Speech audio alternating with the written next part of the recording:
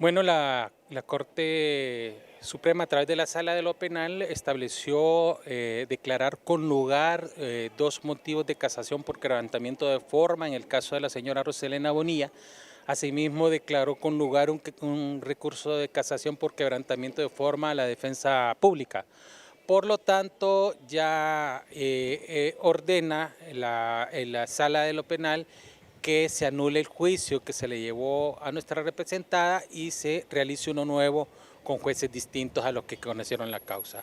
¿En qué escenario nos encontramos? Bueno, fíjese que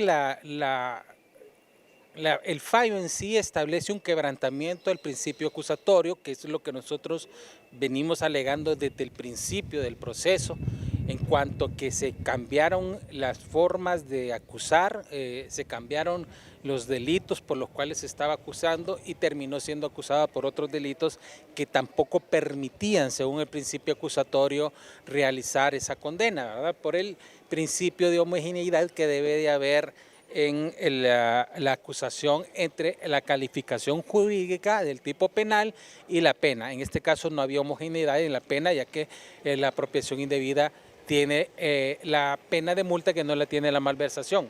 Y el otro punto es la valoración de la prueba por violación a las reglas de la sana crítica, específicamente recordándoles a ustedes que esto era un juicio de fotocopias, y el otro punto que nunca se demostró que este dinero haya sido fondo público.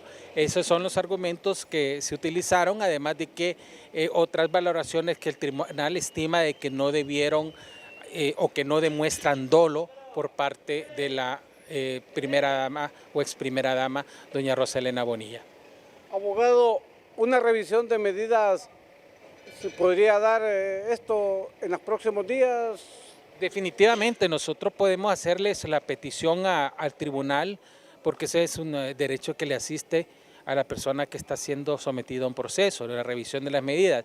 En este caso, recuerde que ya hay muchas variables, una de ellas que el primer presupuesto que utilizaba el tribunal para mantener a la señora Roselena Bonilla era la pena, que ante la cantidad de delitos la pena resultaba gravosa y por eso ella no se le otorgaba una medida distinta a la prisión preventiva. Y en el reciente pasado, precisamente el año pasado, recuerde, valga la redundancia de la palabra, la República de Argentina fue condenada por la Comisión Interamericana de Derechos Humanos por utilizar ese único argumento. Por lo tanto, nosotros vamos a hacer las peticiones y esperemos que esta vez nos toquen jueces independientes e imparciales, ¿verdad?, que conozcan la causa y emiten un fallo justo, que eso es lo único que pedimos. No pedimos que nos ayude nadie, pedimos que emitan un fallo justo. En estos tribunales en materia de corrupción solo existe una cuarteta de jueces. ¿Qué otro órgano jurisdiccional deberá de conocer este proceso, ya que no debe de conocerlo él mismo? Pues mire, como esto es novedoso, recuerde que siempre el trámite ha sido que se regresa el expediente al juzgado de procedencia, o sea, al tribunal de origen, que en este caso es el tribunal de sentencia, y este lo manda a la Corte de Apelaciones para que esto designe los nuevos jueces que tendrán que intervenir. En este caso, como es un proceso nuevo, con una jurisdicción y competencia nueva, hay que ver si esto lo trasladan a los tribunales del fuero común o nombran tribunales de allá, porque aquí ya no hay jueces, casi todos lo conocieron el proceso. Entonces, si ya conocieron, no pueden volver a conocer, ¿verdad? Tendrían que retirarse de la causa. Por lo tanto, vamos a esperar a ver qué decisión se toma al respecto. Mientras tanto, nosotros vamos a hacer la solicitud de la revisión de medida, a ver si esta vez nos permiten, que yo creo que debería, por ley, por derecho establecido en el Código Procesal Penal, otorgarnos una medida sustitutiva. ¿Justicia o revés a la Fiscalía? Más que todo justicia, porque fíjese que nosotros, solo haga una remembranza, licenciado, la Fiscalía, UFESIC y la MAXI comenzaron acusando por 9 delitos de malversación de caudales públicos, lavado y asociación por lavado. Esos fueron los delitos. Y terminaron acusando por apropiación indebida y fraude. O sea que nada que ver con lo que comenzaron. Entonces, en el transcurso del proceso se fueron eliminando y agregando otros delitos con la única finalidad de hacerle creer a la población que están combatiendo la corrupción. Es un craso error creer que la corrupción se combate únicamente atacando los casos consumados de corrupción o lo que conocemos como los casos en impunidad. La corrupción también se ataca y el eje más importante y principal es la transparencia, contándole las costillas a las personas que tienen la gestión de administrar fondos públicos mediante la transparencia. Sin embargo, aquí se hizo un boom con el caso de la señora Roselena Bonilla, un boom mediático, que lo que genera es desencanto en la población porque realmente están acusando a una persona inocente, una persona que su causa es atípica porque la figura de la primera dama no está regulado en ningún ordenamiento jurídico del Estado hondureño.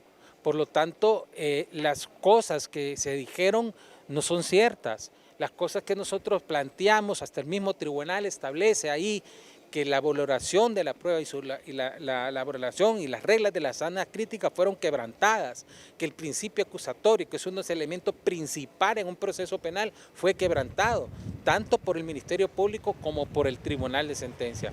Por lo tanto, nosotros esperamos que tengamos nuevos jueces, pero que sean independientes, imparciales y que no se dejen someter por la presión por ninguna presión de ninguna naturaleza. Prácticamente este juicio vuelve a cero. Doña Roselena Bonilla se estaría defendiendo en libertad en el marco de la revisión de medidas, abogado. ¿Y cuándo sería esto? Eso es lo que nosotros esperamos, eso es lo que aspiramos en un Estado de Derecho democrático. El tiempo, pues, eso es lo que tarde la diligencia procesal en trasladarse al tribunal de origen y el tiempo que se tarda en nombrar los jueces que deben de conocer el nuevo juicio. La prisión preventiva ya prescrito conforme al término de prisión que le tipifica el delito, abogado. Ya prescribió porque tiene los 2 años y nunca pidieron ningún tipo de prórroga, por lo tanto deberían de establecerse la revisión y otorgarla, ¿verdad? La señora Roselena Bonilla es una persona que no se va a fugar de ningún lado, tiene arraigo suficiente demostrado y lo único que plantearon ahí como presupuesto para dejarla en la cárcel es la pena excesiva que le pusieron de 58 años de reclusión, que no se la pusieron a otras personas en otro juicio por cantidades superiores, 200% superior, pero esperemos que los nuevos jueces tengan mano firme a la hora de impartir justicia y más que todo independencia y más que todo imparcialidad. Abogado, ¿a quién abarca esta revocación de juicio? O sea, la resolución de la Sala de lo Penal, ¿a quién abarca?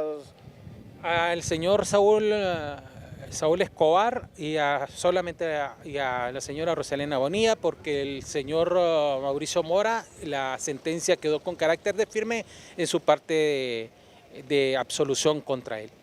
O sea que él sale bien librado del proceso porque la Corte dejó firme. También dejó firme el hecho de que no hay malversación. A ella le dejaron claro a la señora Roselena Bonilla que estaba libre del delito de malversación de caudales públicos, asimismo del delito de lavado de activos. Entonces, la Sala de lo Penal declara con lugar recursos de casación de Roselena Bonilla y Saúl Escobar Puerto, y declara no al lugar el recurso de casación de Mauricio Mora Padilla, que en su momento interpuso la oficina.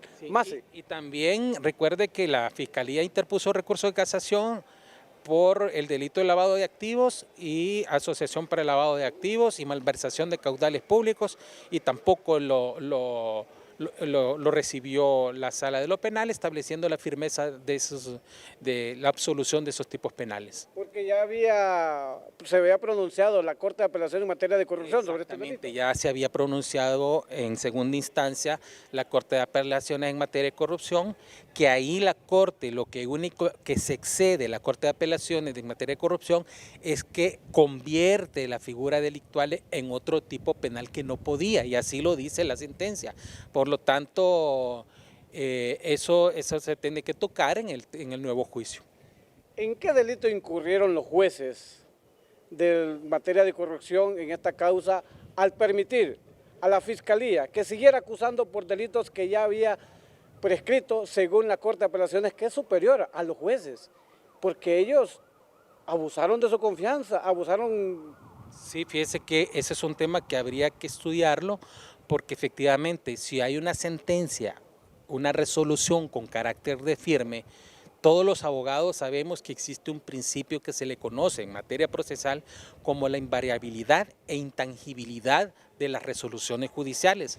Eso está establecido en el Código Procesal Penal, y eso que indica que una resolución con carácter de firme ya no le cabe ningún recurso, por lo tanto eso es lo que vale. Y ellos se apartaron de esa resolución, tanto la Fiscalía como los jueces, para continuar con una acusación que no tenía pies ni cabezas, porque ya había una resolución que descartaba esos delitos. Y eso es lo que provoca también la violación al principio acusatorio. Esa acción de la Fiscalía para la Defensa de la Constitución contra la Fiscalía Especial contra los funcionarios de Administración de Justicia, abogados, deben de actuar de oficio. Deberían, creo yo que se debe examinar el comportamiento, ¿verdad? Acuérdese que esto es un proceso, estamos ante un tribunal nuevo, no es especializado, es especial, que es diferente. Especializado, y para que su audiencia lo entienda, la rama del derecho penal es la especialidad, la rama del derecho mercantil es una especialidad, la rama del derecho laboral es una especialidad, pero no existe especialidad por delito, porque para eso existe la teoría general del delito.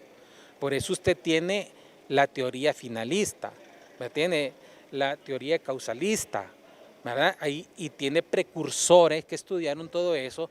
Entonces eso que le venden a usted, que tienen que tener jueces especializados por delito, eso es tirado de los cabellos. Solo en Honduras, que nos miran aquí como monos, ¿verdad? Nosotros importamos lo malo de otros países, que lo primero que se pega es la tontería. Pero bueno, ahí tienen que ser las autoridades verificar eso. En ese tema no nos vamos a meter en este momento, porque estamos más enfocados en el trabajo que tenemos que realizar para sacar a la señora de ese entuerto jurídico en que la han metido, porque nosotros hemos establecido claro y con la misma prueba de la Fiscalía que toda esa cuenta que fue investigada eran dólares, el presupuesto es lempiras, la Tesorería General de la República se maneja en lempiras. Entonces, ¿cómo convirtieron esos dólares? Integraron directamente esa cuenta en dólares. Me parece absurdo, porque el Estado de Honduras en ninguna Secretaría de Estado se maneja transacciones en dólares.